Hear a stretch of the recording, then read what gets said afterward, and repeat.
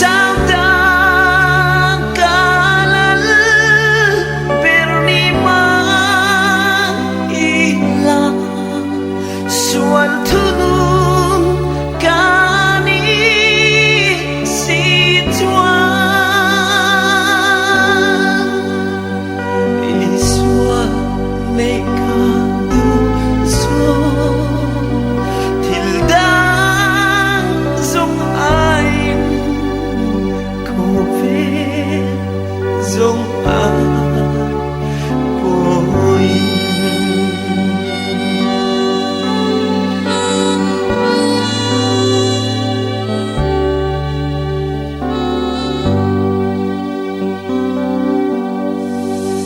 iswa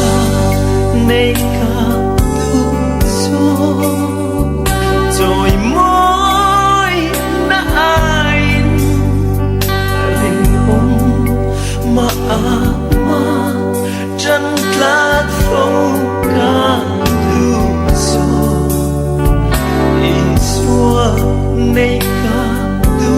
so mình than na ain thiêng lim tất chu rồi gần hoa rồi kề làm sao ta kanan bernima illa suatu kani situan iswa nei ca du so tildang zong ain ko ve zong an ko min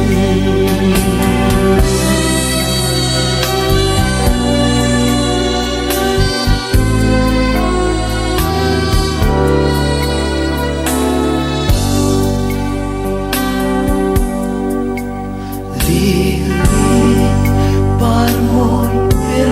ai in a môi gió kề khơi du khung ber ai po in a khung gió si katha ril tram ta cho chaber alone lần đi xua ca du per min suai tu ata ram sao ta kalan bernima illa suatu kani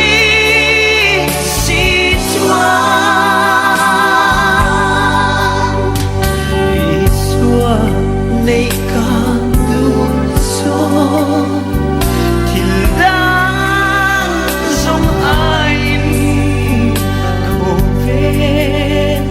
zong an oin lili par môi per ai in a môi gió khơi du khung ber ai po in a khung gió si katla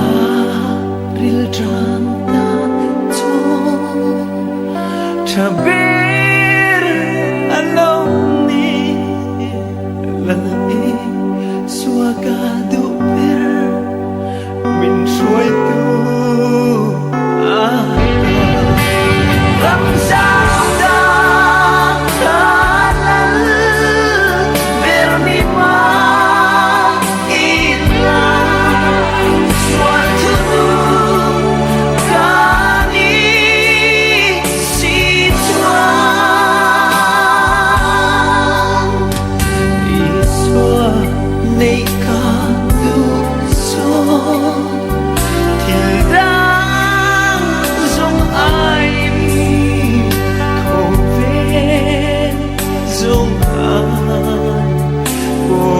mình